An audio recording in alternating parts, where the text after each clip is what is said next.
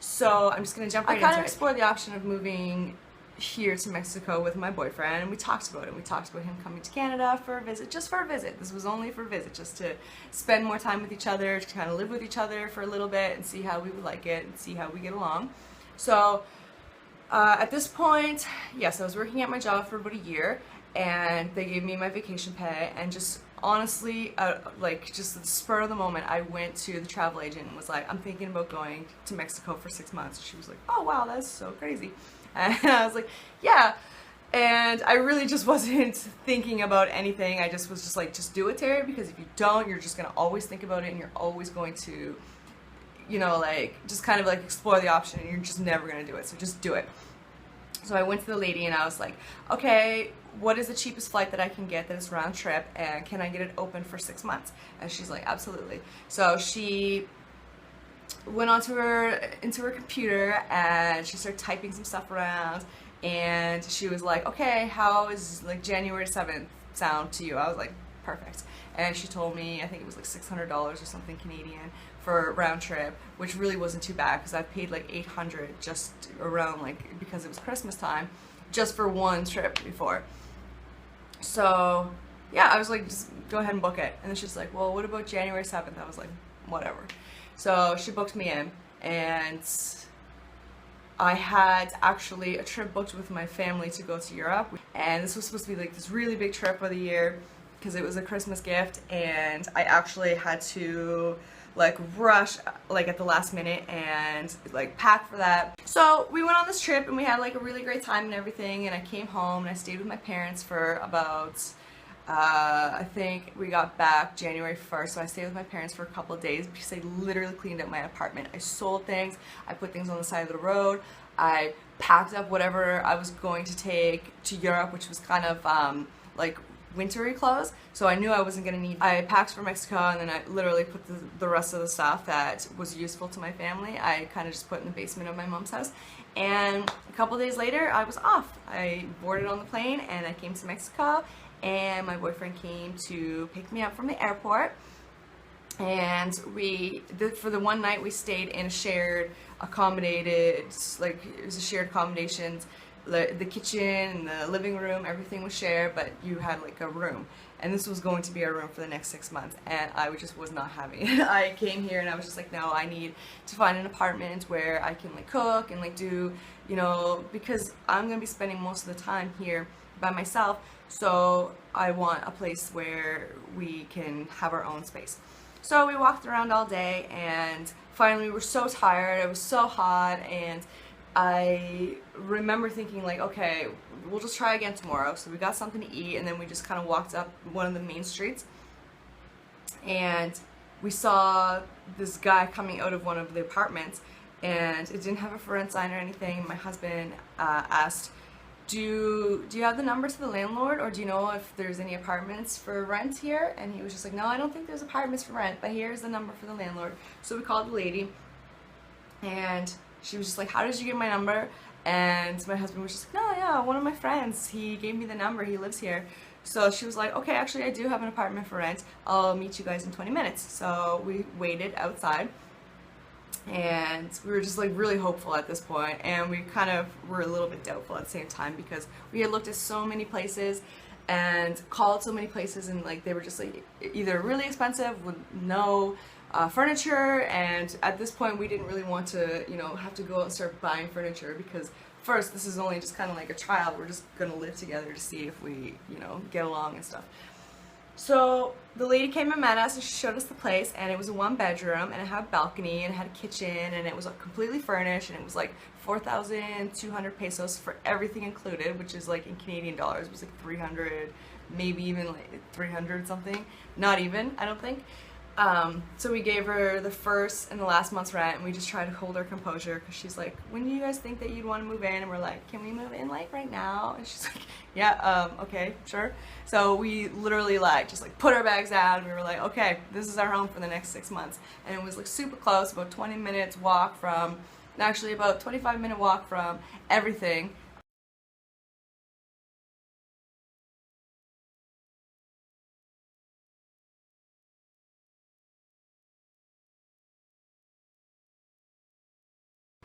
we actually talked about getting married before, but it wasn't like, oh, will you marry me? Like this like big proposal or anything like that. We're just completely on the same page. And so we went into the place and we talked to the lady, and we asked the lady what we would need to get married. So she gave us this little piece of paper, and it's kind of like a checklist. So we went home, we started checking it off, and I was like, okay, I have my passport, I have my little visa for entering the country. And at first we were just like, okay, whatever, this seems really easy, so, you know, it shouldn't be a big deal. And we needed 4 witnesses, we needed blood work, we needed to go to the doctor and get like a full physical and everything. And so we just started, it wasn't like, oh, do you want to get married for sure? Like, is this something that you want to do? It was just like, we just started checking stuff off, and then we were like, this was our mission now. Like, we were on a mission to get married. And so I remember we had some of our information, and we got photocopies of things, and we had friends that wanted to like be our witness, because we had made some good friends at this point, and they were actually my husband's good friends, and we all became like almost like a family at this point. And so we had witnesses, we had people, we had signatures, we had did our physical, everything checked out fine. The doctor checked it off. But it just came down to like the smallest, stupidest little things, like the paperwork. We had photocopies of things, but we didn't have it exactly photocopied the way that she wanted it, or 1 or 2 copies, or 1 signature. One of our witnesses, actually, his passport was expired, and he's from Venezuela, so actually he was in the country with an expired passport. So she's like, we're gonna let this one go, but you're gonna need somebody that can be a witness for you. And we're running around at the last minute. At this point, when we started, it was about a month. We had about a month or so. Okay, so I was supposed to go back in July, and we ended up getting married at the end of May. So we had probably started this process the beginning of May, and we were coming down to the last like weekend. Like, this lady was like, sorry, we kept going back, and she's like, not today, because we needed her to like check off the signature. So she would like give us back our stuff and be like, okay. And then finally, by the last day, she was just like, okay, everything is fine, but this witness, his passport is expired. And so at this point, you had to actually have the witness signature. At this point, she was just like my husband was just like, okay, can I use my sister? My sister is going to be coming down from their home like state. She's gonna be coming down for the wedding. Can she be the witness? And she was like, okay. So we actually didn't get her signature. We just got her to email a picture of her ID, and because we had to have photocopies of all their ID. So I literally booked it up the street, and the office is set to be closing in probably the next like 5 or 10 minutes, and I literally like ran up the street in like the blistering hot Mexican sun, and got the signature, or got the photocopy, and like ran back down. And I was like, here's the information, like here's her photocopy. So she took the photocopy, and she had everything, and we had all this paper, like this big stack of paper, and all of our information, and all of our passport and everything all together. There was nothing that could go wrong. And she signed it, and we were just like, oh my god, we're so excited. And so we like literally were like just trying to hold our composure until we walked out of the office, and then we were like really excited, and we were like hugged and everything, and then we went back to the apartment. So we go back to the apartment, and we're just like, okay, now it's just like planning. Well, we had already planned the wedding, and we actually had a date, and we had all of our friends had their days off and stuff. So again, it was cutting it very close. And the wedding was on Saturday, and at this point I think it's like Thursday. Actually maybe, yeah, sorry, it's Wednesday. Because the next day we have like this trip to one of the parks that we got for free, and like free admission to it, and it's like an all-day thing. It's Shilaha, which is an amazing park, by the way, and it's like all you can drink. So we're like, okay, we're gonna like celebrate, and we're gonna like actually like at this point be able to just relax. So he tells me this day that his mom is actually going to be coming to the wedding, which is super exciting, but I've never met his mom before. So I'm just like kind of nervous, and so we're like, okay, so we wanted to bring her down. So she took the bus down, so we wanted to like pay for her to come down. So we go to like transfer money so that way we can like buy her bus ticket, and Jesus needs his passport. So of course we go looking for the passport, and we start thinking, and we're like, where's all of the paperwork and everything that we should? And he's like, well, I thought that you had it. And I'm like, well, I don't have it, so I'm gonna assume that you don't have it.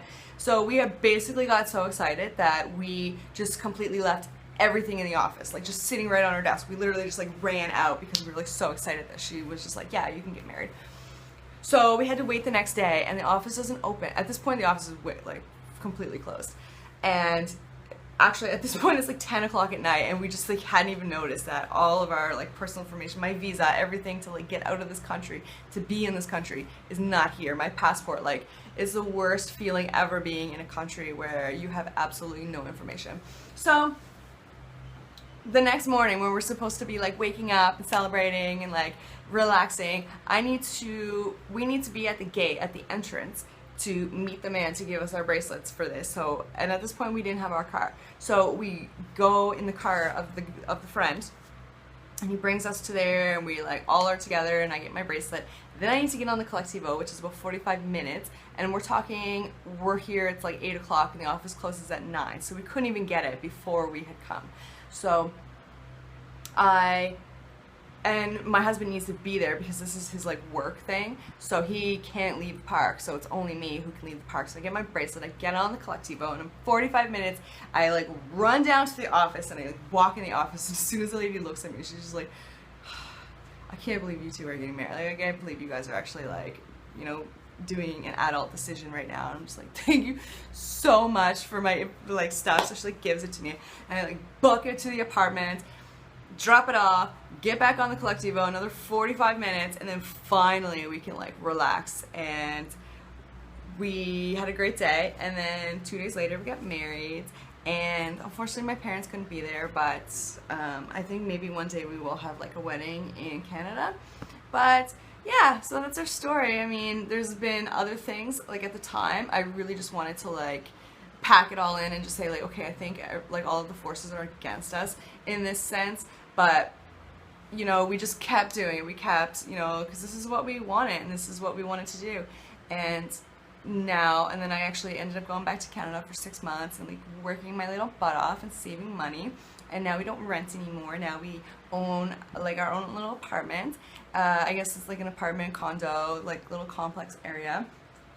And yeah, so that was the story time for today. And I will see you guys in another video.